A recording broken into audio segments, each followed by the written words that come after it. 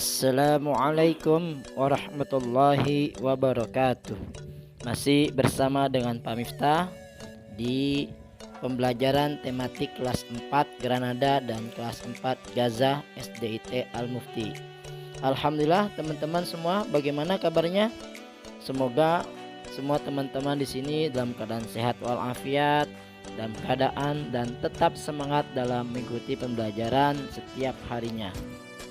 Semoga pembiasaan di pagi hari ini teman-teman semua tetap istiqomah ya, seperti mengaji, qiraati, tahfidz, kemudian juga sholat subuh ataupun sholat 5 waktu, dan tak lupa membantu orang tua serta rajin olahraga agar tubuh tetap sehat ya teman-teman sekalian. Siapkan juga buku tulisnya, buku paketnya, serta alat tulisnya untuk pembelajaran tematik kali ini. Nah teman-teman sekalian, sebelum memulai pembelajaran, alangkah baiknya kita awali dengan membaca doa bersama ya. Bismillahirrahmanirrahim. Rabbi zidni ilma warzuqni fahma. Allahumma anfa'ni bima 'allamtani wa 'allimni bima yanfa'uni warzuqni ilman yanfa'uni. Amin.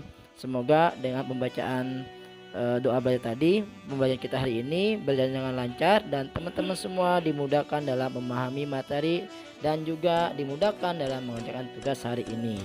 Baiklah teman-teman sekalian, pembelajaran kita hari ini masih sama ya, tetap di tema 7, sub tema 3 dan pembelajaran 3 dan 4. Adapun tujuan pembelajaran kita hari ini yaitu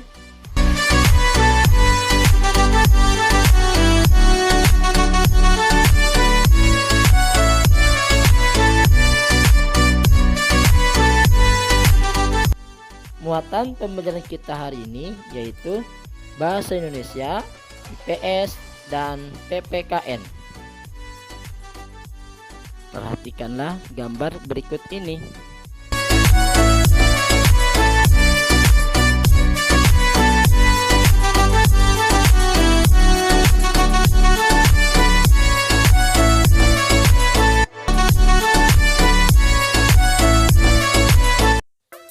Teman-teman sekalian, ada yang tahu tidak apa maksud dari gambar tersebut?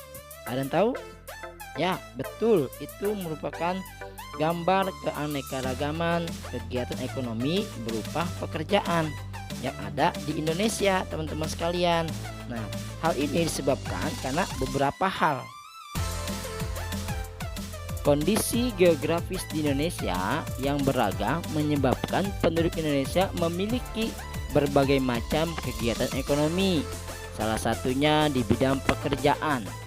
Dan kita sebagai warga negara wajib bersyukur kepada Allah atas apa karunia yang diberikan Allah kepada kita, khususnya di negara Indonesia. Karena negara Indonesia merupakan negara yang tanah dan perairannya sangat luas, sehingga penduduk Indonesia memiliki keberagaman usaha dan kegiatan ekonomi seperti pertanian, perkebunan, peternakan, perikanan, kehutanan, pertambangan, perindustrian, perdagangan, bahkan pariwisata. Itulah beberapa keanekaragaman jenis yang ada di Indonesia, khususnya kegiatan ekonomi. Baiklah teman-teman sekalian, kita akan membahas keanekaragaman kegiatan ekonomi yang ada di Indonesia. Yang pertama, pertanian. Negara Indonesia merupakan negara agraris. Oleh karena itu, negara Indonesia memiliki lahan pertanian yang luas. Hasil pertanian di Indonesia yang paling terkenal adalah padi yang dijadikan bahan pokok makanan di Indonesia khususnya. Adapun peningkatan hasil produksi pertanian, maka perlu dilakukan upaya sebagai berikut. Di antaranya adalah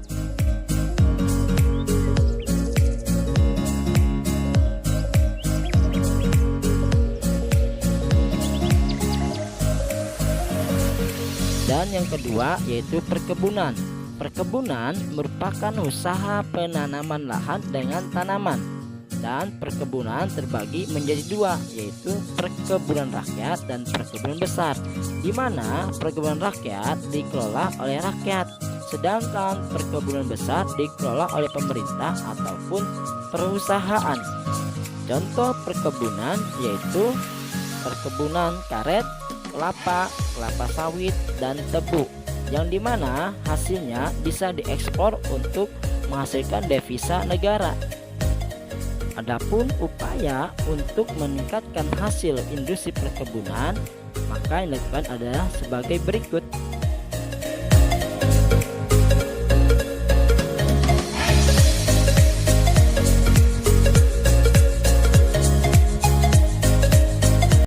Dan yang ketiga yaitu peternakan. Peternakan adalah usaha memelihara hewan peliharaan yang diambil manfaatnya.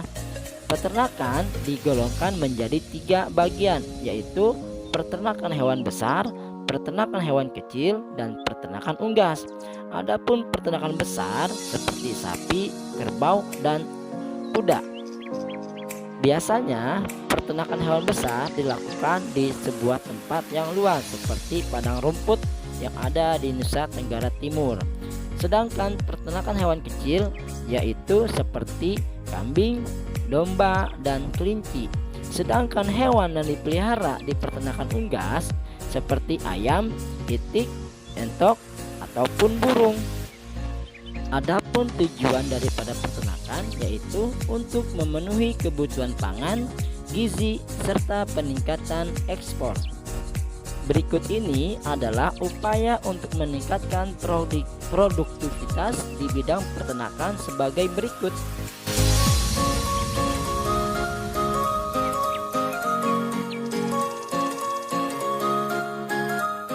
Selanjutnya yang keempat yaitu di bidang perikanan.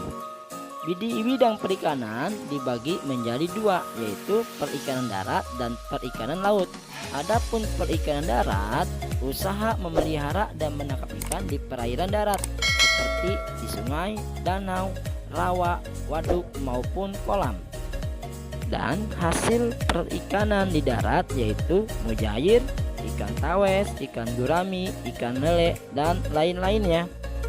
Sedangkan perikanan air laut yaitu usaha menangkap ikan di laut dan membudidayakan ikan laut dalam tambak ataupun kolam.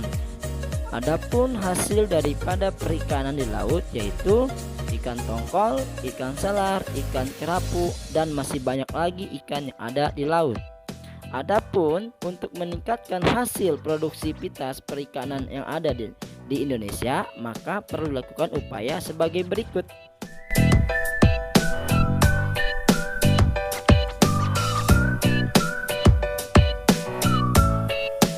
Dan yang kelima yaitu di bidang kehutanan. Negara Indonesia memiliki hutan yang sangat luas sehingga sering disebut juga sebagai paru-paru dunia. Hutan juga merupakan suatu sumber daya alam yang perlu dikelola secara teratur agar dapat memberikan manfaat. Adapun peranan hutan sebagai pendapatan ekonomi yaitu penghasil kayu, sumber bahan bakar, sumber penghasil oksigen, serta sumber obat-obatan. Adapun upaya untuk meningkatkan hasil perhutanan yaitu sebagai berikut.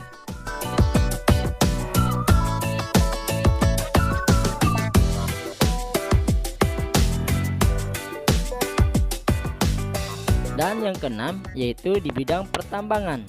Pertambangan merupakan usaha untuk mengelola atau memanfaatkan mineral demi kesejahteraan manusia. Pertambangan merupakan sumber daya alam yang tidak dapat diperbaharui. Contohnya yaitu tambang mineral logam seperti timah, bauksit, besi, nikel, dan tembaga. Dan masih banyak lagi contoh-contoh pertambangan yang ada di Indonesia. Oleh karena itu kita haruslah melestarikan dan juga menggunakannya dengan sebaik-baiknya demi kelangsungan hidup masa depan. Dan selanjutnya yaitu nomor 7 di bidang perindustrian. Industri adalah usaha ataupun kegiatan untuk mengubah bahan mentah menjadi bahan setengah jadi ataupun barang jadi. Adapun bahan mentah diperoleh dari sumber daya alam seperti halnya pembuatan kertas, maka diperlukan adalah kayu ataupun pohon yang ada di hutan. Selain itu juga banyak sekali pembuatan bahan bakar yang menggunakan biosolar ya ataupun biodiesel yang harus kita manfaatkan sebaik-baiknya. Oleh karena itu, kita sebagai warga negara Indonesia patutlah bersyukur kepada Allah atas karunia yang diberikan kepada negara Indonesia serta menjaganya demi kelangsungan hidup yang akan datang. Dan yang kedelapan yaitu di bidang perdagangan. Perdagangan adalah kegiatan yang bertujuan menyalurkan barang dan jasa dari produsen ke konsumen, di mana barang yang diperdagangkan merupakan hasil daripada pertanian, peternakan, perikanan, dan juga perindustrian. Perdagangan dibedakan menjadi 3 golongan, yaitu pedagang golongan kecil, pedagang golongan sedang, dan perdagangan golongan besar. Adapun kegiatan perdagangan antar negara disebut ekspor impor. Ekspor yaitu usaha mengirim dan menjual barang ke luar negeri, artinya dari Indonesia menjual barang ke luar negeri. Sedangkan impor sebaliknya, yaitu usaha memasukkan dan membeli barang dari luar negeri, yaitu Indonesia membeli barang dari luar negeri. Berikut ini adalah contoh perdagangan.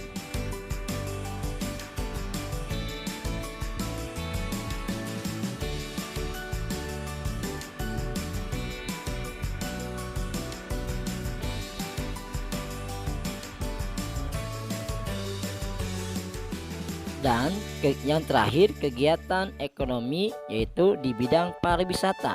Pariwisata adalah kegiatan berpergian dari tempat tinggal ke tempat tinggal wisata dengan tujuan rekreasi. Adapun orang yang melakukan pariwisata disebut wisatawan. Wisatawan dibagi menjadi 2, yaitu wisatawan domestik yang merupakan wisatawan dalam negeri, dan yang kedua wisatawan mancanegara, yaitu wisatawan yang berasal dari luar negeri. Indonesia merupakan negara yang memiliki banyak objek wisata seperti wisata alam dan juga wisata budaya. Contoh wisata alam seperti pegunungan, pantai, dan danau.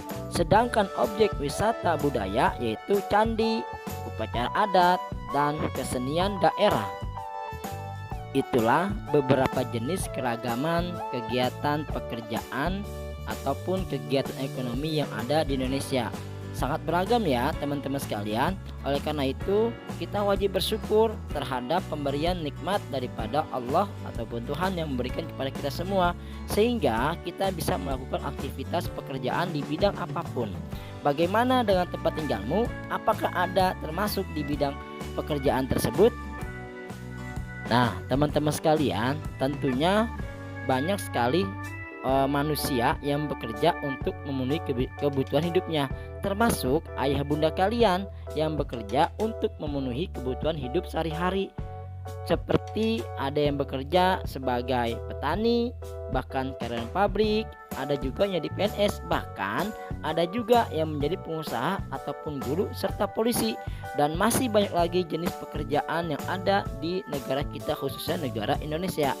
Oleh karena itu kita haruslah menghormati jenis pekerjaan mereka, tidaklah saling menghina agar tidak terjadi timbulnya perpecahan antar kita semua, antar teman, antar umat. Oleh karena itu bagaimana kita menghormatinya? Perhatikanlah sebagai berikut.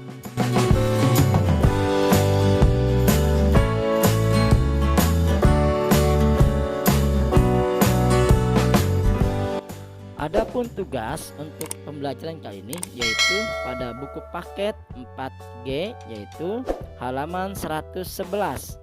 Aktif melakukan, kerjakan nomor 1 dan nomor 2. Dan untuk tabel nomor 1, nama siswa diisi dengan nama saudaramu atau tetanggamu atau yang ada di sekitar kalian. Dan tugas yang kedua yaitu pada halaman 117, kerjakan nomor 1, 2, dan nomor 3. Kesimpulan pembelajaran hari ini yaitu negara Indonesia merupakan negara yang memiliki sumber daya alam yang melimpah. Oleh karena itu, dengan keanekaragaman budaya tersebut muncullah jenis-jenis kegiatan ekonomi ataupun pekerjaan yang beragam. Hal ini disebabkan karena sumber budaya alam yang ada di daerah tempat tinggalnya masing-masing.